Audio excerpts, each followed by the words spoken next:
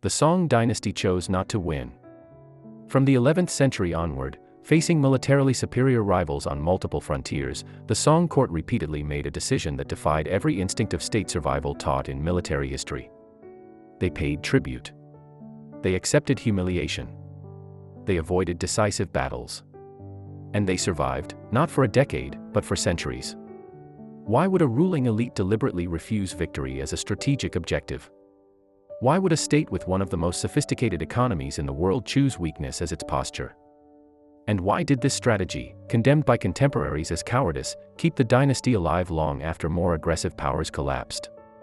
This was not paralysis. It was not indecision. And it was not ignorance of military doctrine. It was a calculated refusal to play the kind of war they knew they could not win, and a wager that time itself could be turned into a weapon. But that wager rested on fragile assumptions. If the enemy adapted, the system would collapse instantly. If internal legitimacy cracked, the state would rot from within. To understand why the Song dynasty survived by not winning, we have to dismantle one of the most uncomfortable ideas in military strategy, that survival does not always belong to the strongest force, but to the system that chooses the least intuitive form of resistance. This episode is not about why the Song dynasty lost battles. That part is easy. The real question is why the Song leadership refused to organize its entire state around winning them. By the early Song period, the strategic reality was already clear to anyone willing to look past pride. The dynasty faced opponents who were structurally advantaged in war-making, cavalry-heavy forces, frontier-hardened command cultures, and political systems willing to accept high military risk. Matching them symmetrically would have required transforming Song society into something it was not designed to be. The core strategic problem, then, was not military weakness alone. It was incompatibility. The Song state was built for administration, taxation, commerce, and civil governance at scale.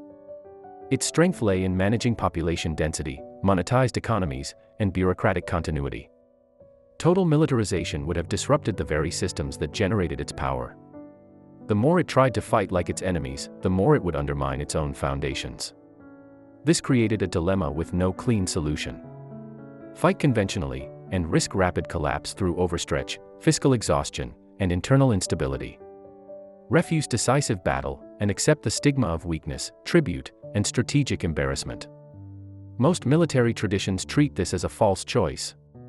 They assume that a state must adapt its society to war or perish. The Song court quietly rejected that assumption.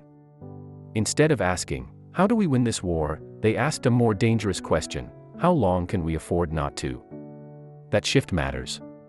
Because it reframes war not as an event to be concluded, but as a condition to be managed. The strategy that emerged from this thinking was not heroic. It offered no moment of redemption, no decisive reversal. It depended on patience, internal discipline, and a willingness to endure criticism from every direction: enemies, allies, and one's own officials.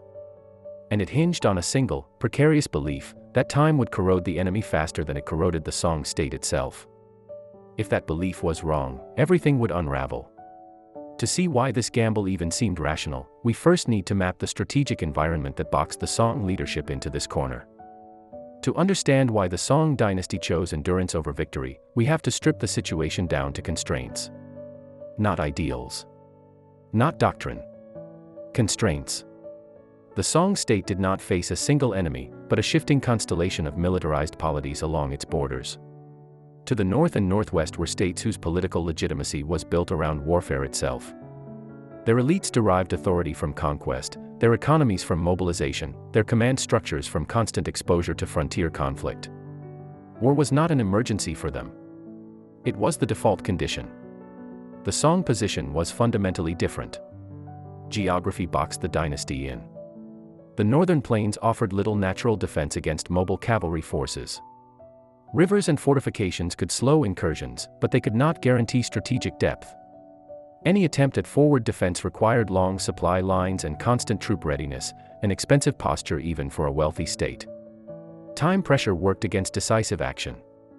The Song economy thrived on stability. Agricultural cycles, commercial networks, urban taxation, and transport infrastructure all assumed predictable conditions. Large-scale mobilization disrupted these systems immediately, while producing no guaranteed military payoff. Politics further tightened the vice. The Song ruling class was dominated by civil officials, not hereditary military elites.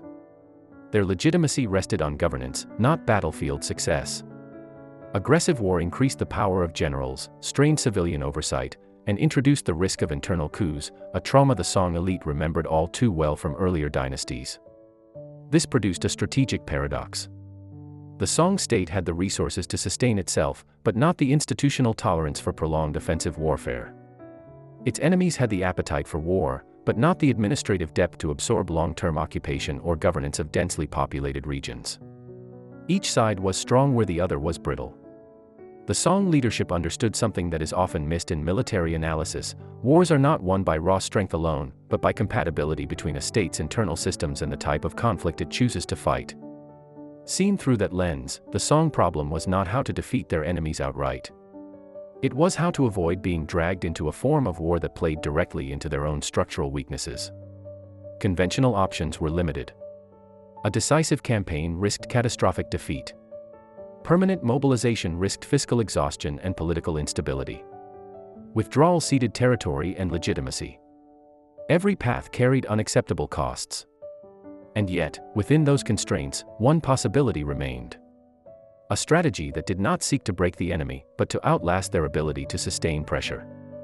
A strategy that treated conflict not as a contest of force, but as a test of systemic endurance. At first glance, it looked like surrender by another name. In reality, it was the only move left on the board.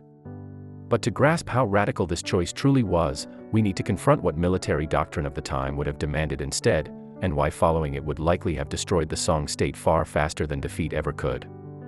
Military doctrine, regardless of era, tends to agree on a few core principles. When threatened, a state concentrates force. It seeks decisive engagement. It attempts to end the conflict on favorable terms as quickly as possible. For most commanders of the period, the correct response to the Song situation was obvious. Raise large field armies. Secure the frontier through forward defense. Force a battle that would settle the question of power once and for all. On paper, this approach offered clarity. It promised an end state. Victory or defeat. Resolution. But doctrine assumes something crucial: that the state can absorb the cost of failure. The Song could not. A decisive campaign against frontier powers would not have been a single battle. It would have been a sequence of mobilizations, supply convoys, garrison commitments, and leadership delegations that steadily shifted power away from the civil bureaucracy and toward the military. Even success would have come at a structural price. Defeat, however, would have been fatal. Unlike smaller or more militarized states, the Song did not have redundancy in its command system. A catastrophic loss would not merely weaken the army, it would expose the capital, fracture elite consensus, and invite internal rebellion.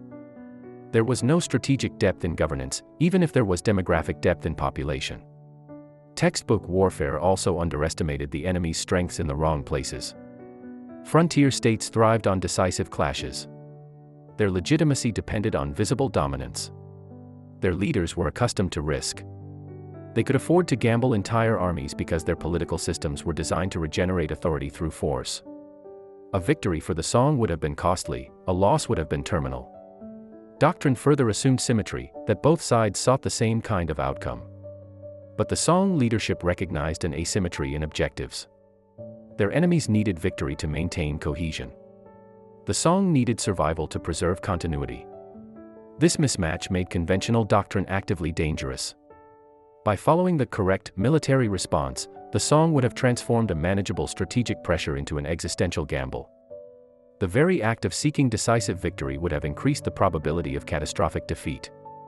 In this context, refusing to fight was not passivity.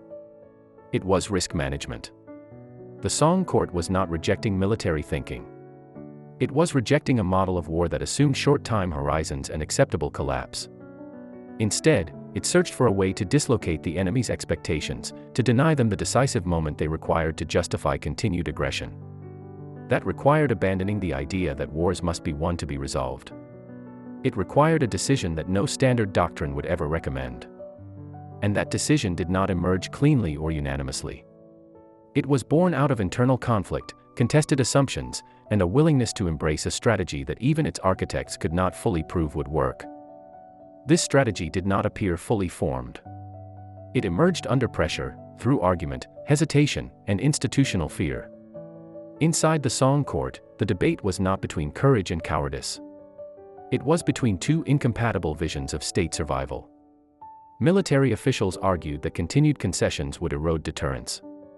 Civil administrators countered that decisive war would destroy the administrative spine of the state. Both were correct, and both were incomplete. What tipped the balance was not ideology, but diagnosis. A small group within the leadership began to articulate a different framing of the problem. They stopped asking how to defeat the enemy in battle, and instead asked where the enemy's strength actually ended. The answer was not on the battlefield. It was in sustainability. The core insight was brutal in its simplicity: frontier powers were optimized for expansion, not for management. They could raid, pressure, and intimidate. But long-term occupation, stable taxation, and governance of dense populations imposed costs they were structurally ill-equipped to handle. From that diagnosis came a set of assumptions, fragile, unprovable, and deeply controversial. First, that the enemy required visible confrontation to maintain internal legitimacy. Without decisive victories, their coalitions would strain under the weight of prolonged, ambiguous conflict. Second, that the Song state could absorb humiliation longer than the enemy could absorb strategic ambiguity. Tribute was costly, but predictable. War was unpredictable, and unpredictability favored the side built for volatility, which the Song was not. Third, that time itself could become an attritional force. Not time measured in campaigns, but time measured in administrative continuity. If the Song could remain intact, solvent, and governable, then every year without collapse was a year the enemy had to justify continued pressure without decisive results. These assumptions were never universally accepted. They could not be proven in advance. There was no precedent that guaranteed success. Opposition inside the court was fierce. Critics warned that concessions would normalize weakness, that enemies would escalate demands, that morale would decay beyond repair. All of this was possible. The strategy offered no safety net. What allowed it to proceed was not confidence, but alignment of fear. The leadership feared internal militarization more than external defeat. They feared empowering generals more than paying tribute. And they feared a single catastrophic failure more than a slow, grinding loss of prestige. The decision, once taken, locked the state into a narrow corridor. Retreating from it would signal panic. Escalating would contradict its logic. The margin for error was thin. This was not a plan designed to inspire loyalty or pride. It was designed to minimize the probability of irreversible collapse. And once committed, it could not be half-executed. The strategy demanded consistency across decades, across reigns, and across shifting external threats. Any deviation would expose its underlying weakness. Because theory alone does not sustain a state.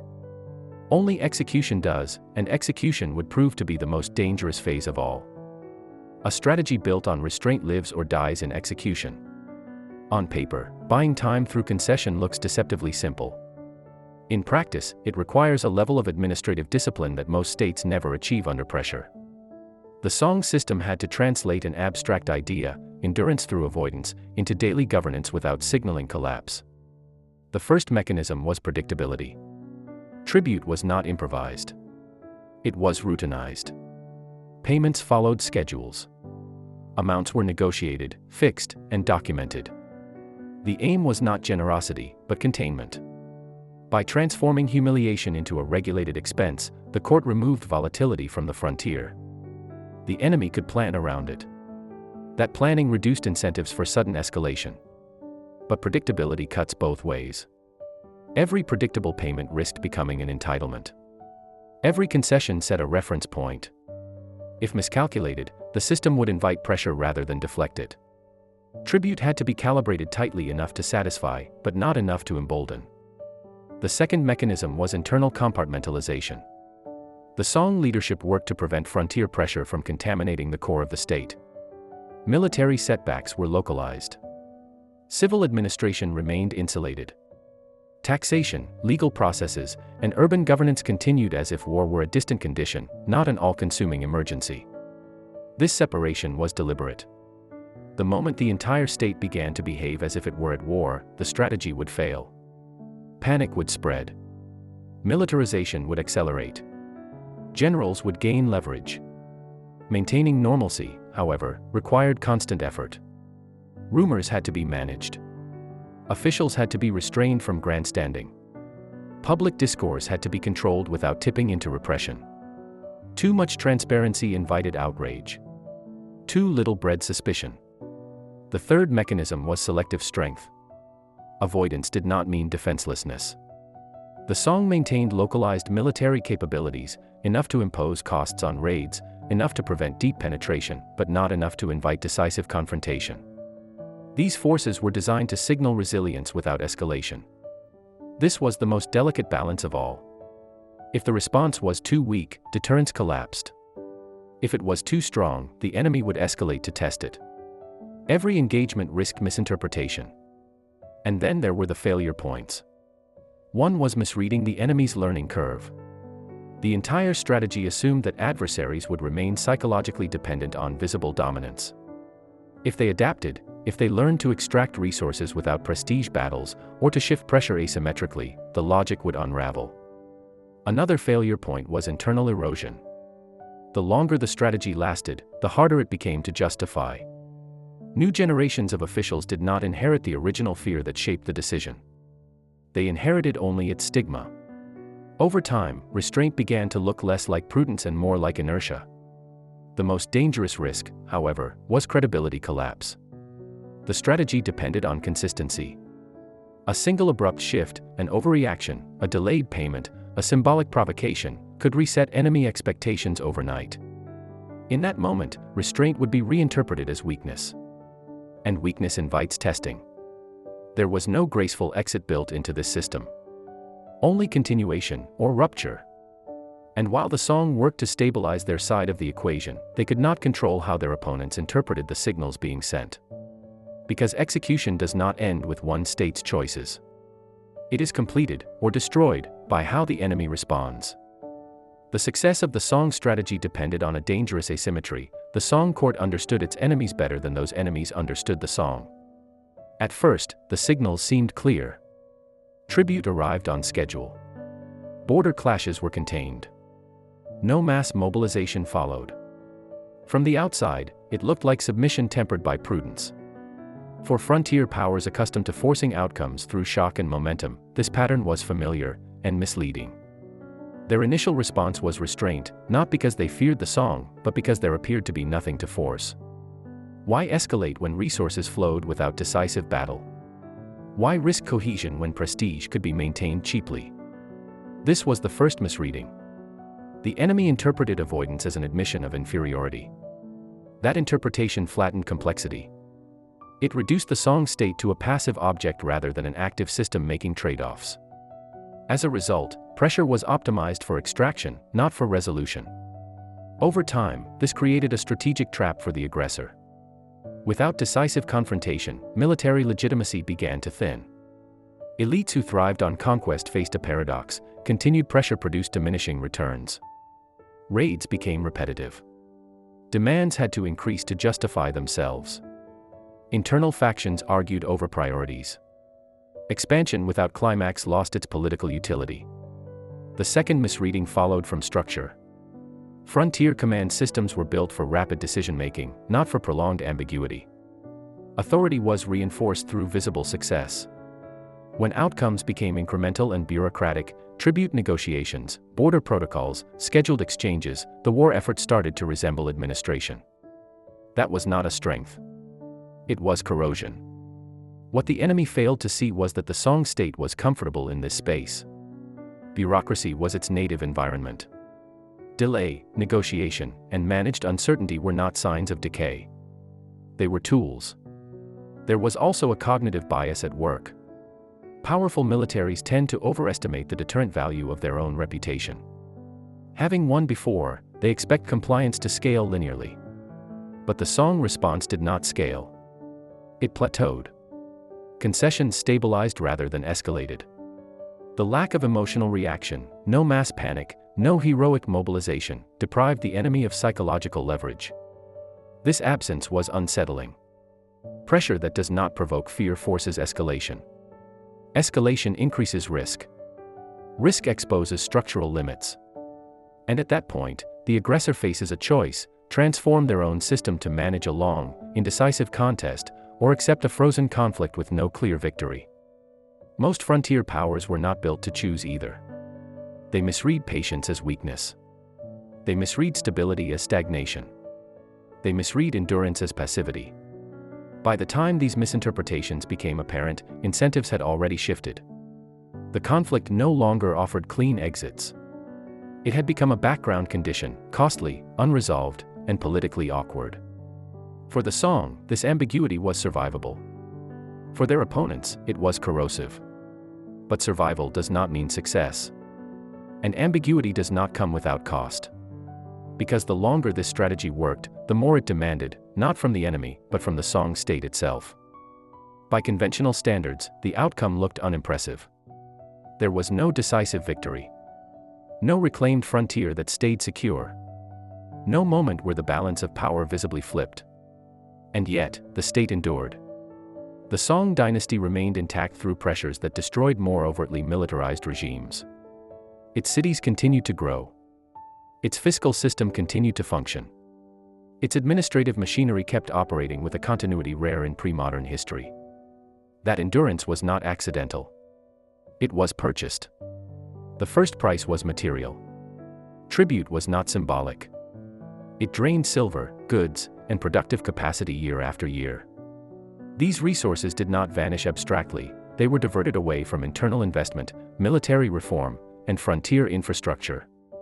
The strategy deliberately accepted long-term leakage to avoid short-term catastrophe. The second price was political legitimacy. Every concession weakened the moral authority of the court in the eyes of its own officials. Debates hardened into factions. Accusations of weakness became routine. The leadership survived not because it convinced everyone it was right, but because it prevented consensus around a viable alternative. This was a fragile equilibrium. The third price was military culture. A state that refuses decisive war also suppresses the development of commanders capable of fighting it. Over time, this creates a self-reinforcing loop. Avoidance discourages reform. Underdeveloped forces justify further avoidance. What began as strategy risks ossifying into limitation. The fourth price was psychological. The people who made these decisions did not benefit from them personally. They were not celebrated. They were criticized while alive and condemned after death by commentators who mistook endurance for failure. Strategic success, in this case, was deferred so far into the future that it ceased to function as political reward. And then there is the counterfactual. If the strategy had failed, it would have failed catastrophically. A single enemy adaptation, a shift toward long-term occupation, administrative integration, or asymmetric pressure, could have collapsed the entire logic.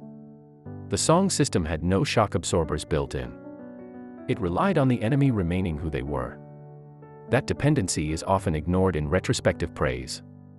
Endurance did not make the Song invulnerable. It merely postponed the moment when vulnerability would become terminal. The dynasty survived longer than expected, but not indefinitely. When the external environment changed enough, when pressure came from actors willing and able to sustain prolonged, transformative warfare, the strategy's limits were exposed. That does not negate its earlier effectiveness. It defines it. Because this was never a strategy for triumph. It was a strategy for delay, and delay only has value if one understands what it truly buys. To understand this strategy properly, we have to strip away the moral language that history often wraps around it. This was not cowardice. It was not pacifism. And it was not indecision disguised as policy. What the Song leadership constructed was a theory of survival under permanent disadvantage. At its core, the strategy made a claim that most military thinking refuses to accept, that winning is not the only rational objective in war. In some strategic environments, the pursuit of victory accelerates collapse faster than restraint ever could. The first rule this strategy broke was the assumption of symmetry. Most doctrines assume both sides are playing the same game, seeking decisive outcomes through force. The Song leadership rejected that frame. They understood that their enemies required visible victories to maintain cohesion, while the Song required continuity to preserve state function. Once objectives diverge, symmetry becomes a trap. The second rule it shattered was the idea that weakness must always be concealed. The Song did the opposite. They signaled weakness openly, but in a controlled and ritualized way. This transformed vulnerability into a predictable variable. Predictability, in turn, reduced volatility. And reduced volatility is a form of power when one side is built for administration rather than shock. The third rule it violated was the belief that time favors the aggressor. In many wars, it does. But only when the aggressor's system can absorb delay without internal decay. The Song bet that their enemies could not. They wagered that prolonged ambiguity would corrode the very structures that made those enemies dangerous. This was not optimism. It was a comparative pessimism. The Song leadership did not believe in their own strength. They believed more deeply in the enemy's limitations. That belief explains both the brilliance and the fragility of the strategy. Because this approach only works under narrow conditions. When the defending state can maintain internal coherence under humiliation. When the aggressor cannot transition from extraction to governance. When delay creates more friction for the attacker than for the defender. The moment any of those conditions fail, endurance stops being strategy and becomes inertia. This is why the Song experience cannot be reduced to a lesson or a template. It is not advice. It is an autopsy of a decision made under constraints so severe that conventional choices were worse. The strategy did not promise survival forever. It promised survival longer than expected. And that distinction matters. The Song dynasty did not misunderstand war. They misunderstood glory, and rejected it deliberately. They chose to absorb insult instead of shock. Leakage instead of rupture. Delay instead of collapse. History often rewards those who win loudly. It rarely knows what to do with those who survive quietly. And so this strategy has lingered in an uncomfortable space, condemned as weakness, praised as prudence, but rarely analyzed for what it truly was. A controlled acceptance of loss to prevent irreversible failure. Not a triumph. Not a tragedy. But a reminder that in some wars, the most dangerous decision is not to retreat. It is to insist on winning at all.